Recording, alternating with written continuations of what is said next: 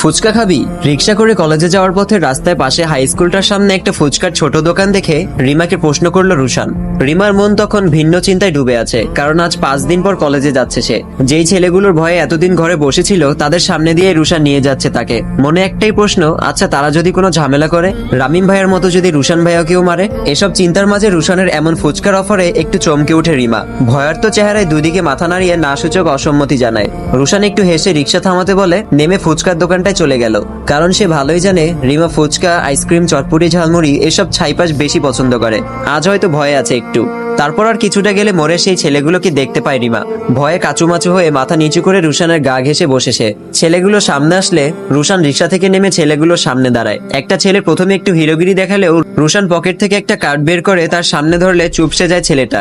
হাত দুটি এক করে মাথা নিচু করে রইল ছেলেটা।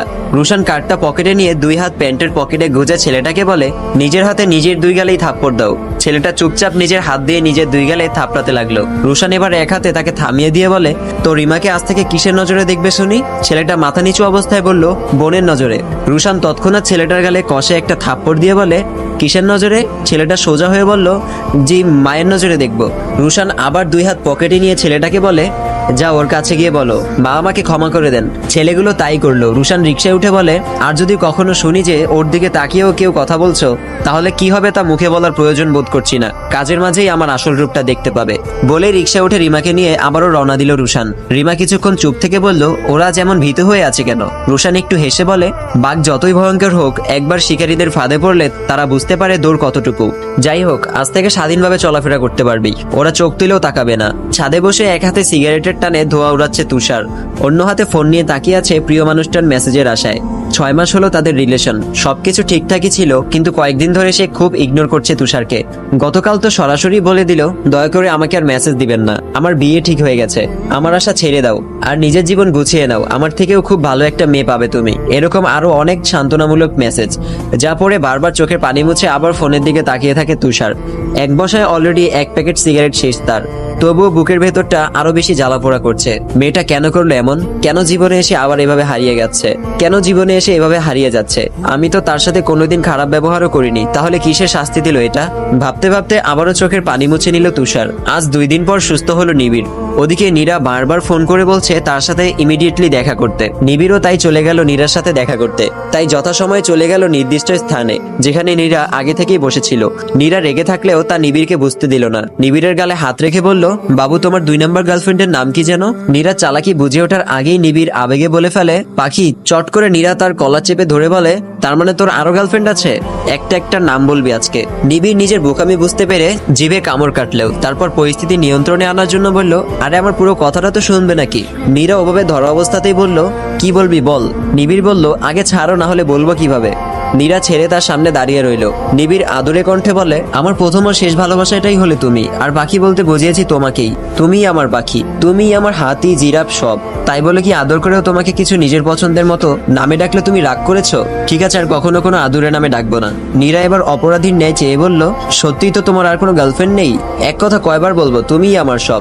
নীরা বলল, পরশু কার সাথে দেখা করতে গিয়ে মার খেয়েছো বলো? নিবিড় ভ্রুকুচকে বলল, তোমাকে এসব কে বলেছে? নীরা বলল, যেই বলুক, আমি যেটা বলেছি তার উত্তর দাও। নিবিড় বলল, তোমাকে এসব নীলাই বলেছে তাই না? নীরা বলল, এখন বলো এটাও মিথ্যা? নিবিড় একটু হেসে বলে, কি একটা অবস্থা দেখো, বন্ধুদেরকে মজা করে কিছু বললেও বিপদ। পরশু ছিনতাইকারীর হাতে পড়েছিলাম, ওরা আমাকে মেরে আমার টাকা পয়সা সব নিয়ে গেছে। আর ওদেরকে এসব বলিনি কারণ লজ্জার বিষয় এটা। তাই বললাম যে তোমার সাথে দেখা করতে গিয়ে তোমার ভাইয়ের হাতে মার খেয়েছি, আর সে তোমার কাছেই এসে সব বলে দিল। নিবিড়ের এমন ইমোশনে গলে গেল নীরার মন।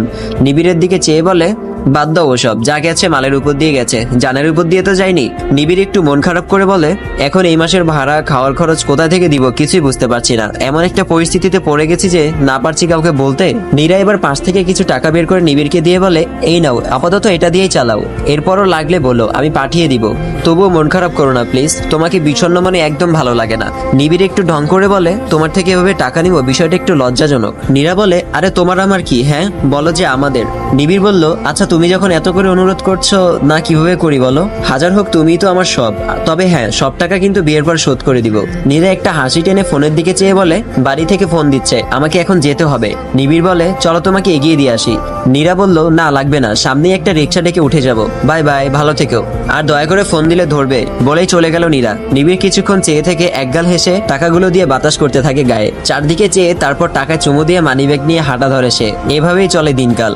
এ মাসে কয়টা মানুষ সাপ্লাই হয়েছে? পায়ের উপর পা তুলে সিগারেটের ধোয়া ছেড়ে কথাটা বলল নির্জন। পাশ থেকে একজন ভদ্রলোক স্মার্ট গেট আপ নিয়ে গলার টাইটা একটু নেড়ে চেড়ে বলল, স্যার বেশি না, 21টা মাত্র। নির্জন আবারও সিগারেটের টান দিয়ে বলল, কালেকশন বাড়াতে হবে, প্রতি মাসে কম করে 40 থেকে 50টা মানুষ কালেকশন করতে হবে।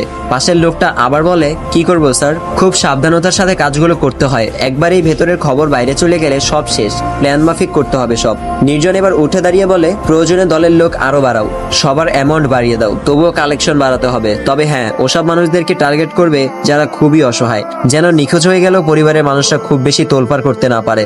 তবে প্ল্যানগুলো এমন ভাবে সাজাতে হবে যাতে কেউ বুঝতে না পারে যে তাকে নিখোঁজ করা হয়েছে, সবাই জানবে নিখোঁজ হয়েছে, বাস। লোকটা মাথা নাড়িয়ে বলে, জি স্যার। গভীর রাতে কানে ইয়ারফোন গুঁজে একটা ল্যাপটপ নিয়ে বসে আছে রাজ। এখানে ওঠার সময় নিজের প্রয়োজনীয় সবই নিয়ে এসেছে, ল্যাপটপে কাজ করছে আর প্রতিনিয়ত ঘটে যাওয়া ক্রাইমগুলোর সম্পর্কে যতটুকু পারছে ততটুকু কালেক্ট করছে। সারা দেশে কে এবং কিভাবে তার জাল ছড়িয়ে রেখেছে, কিভাবে এতগুলো মানুষ হারিয়ে যাওয়ার পরও কোনো প্রমাণ থাকে না, সবকিছু যেন তার কাছে শুধুই দুঃস্বপ্ন। যতবারই সে এই রহস্যের কাছে ঘনাতে চেয়েছে, ততবারই যেন দুঃস্বপ্নের মতো ঘুম ভেঙে গিয়ে আবার সেই প্রথম ধাপে ফিরে চলে আসে। তবে এবার প্রস্তুতি নিয়েই মাঠে নেমেছে সে, সবই বের করবে এবার। গর্ত থেকে টেনে তুলবে সেই বিষয়ধর সাপটাকে, কারণ রাজ খুব কাছ থেকেই শুনছে অসহায় মানুষদের কান্না। সূর্যের সোনালী আলো তখন ফুটতে শুরু করলো। সেই সোনালী আলো জানালা ভেদ করে রুমে প্রবেশ করেছে ধীরে ধীরে। নিলয় তখন ব্যালকনিতে 2 হাত মেলে অলসতা কাটানোতে ব্যস্ত, আর তুষার রুমে মরার মতো ঘুমাচ্ছে। সারা রাত গার্লফ্রেন্ডের বিরহে কাঁদতে কাঁদতে শেষ রাতে এসে চোখ দুটি লেগে এসেছে তার এক বেঘোরে ঘুম।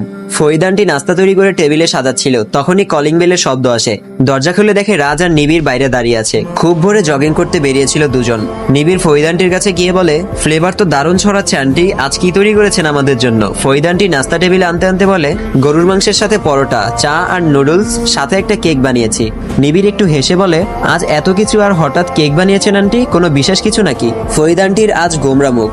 ড্রয়িং রুম টু কিচেন এভাবে হাঁটতে হাঁটতে গোমরা মুখে বলে, খুব বেশি স্পেশাল আজকের দিনটা, যাও তোমরা নাস্তা করার জন্য তৈরি হয়ে আসো, এক্ষুনি আসছি আমি। না আসলেও আপনার খাবারের টানে হলেও খুব তাড়াতাড়ি চলে আসবো, বলেই উপরে চলে গেল নিবিড়। একটু পর আবার কলিং বেল বাজলে দরজা খুলে দেখে রুশান। বাড়ি গিয়ে গতকাল সব ঠিকঠাক করে আবার ব্যাক করেছে ব্যাচেলর বাসায় তার বন্ধুদের কাছে। ফরিদ আন্টির সাথে কথা বলে সেও উপরে চলে গেল। নীলে একটু পেটুক টাইপের, সবার আগে সেই নিতে শুরু করলো। সবাইকে নিয়ে খাওয়ার সময় ফরিদ আন্টি কেকটা কেটে সকলকে দিয়ে বলে, আজ হঠাৎ কেক বানালাম কেন, জিজ্ঞেস করেছিলে না তখন? নিবিড় উৎসাহ নিয়ে বলে, আন্টি। মুহূর্তে ফরিদ আন্টির চোখ বেয়ে এক ফোঁটা জল গড়িয়ে পড়লো। তা এক হাতে মুছে বলে, আজকের দিনটা আমার তৌফিক দুনিয়াতে এসেছিল, কত ফুটফুটে ছিল আমার তৌফিক। রাজ আর রুশান দুজনই খাওয়া বন্ধ করে ফরিদ আন্টির দিকে তাকায়, কারণ তারা কেউই ফরিদ আন্টির কষ্টের মূল কাহিনীটা জানে না। কারণ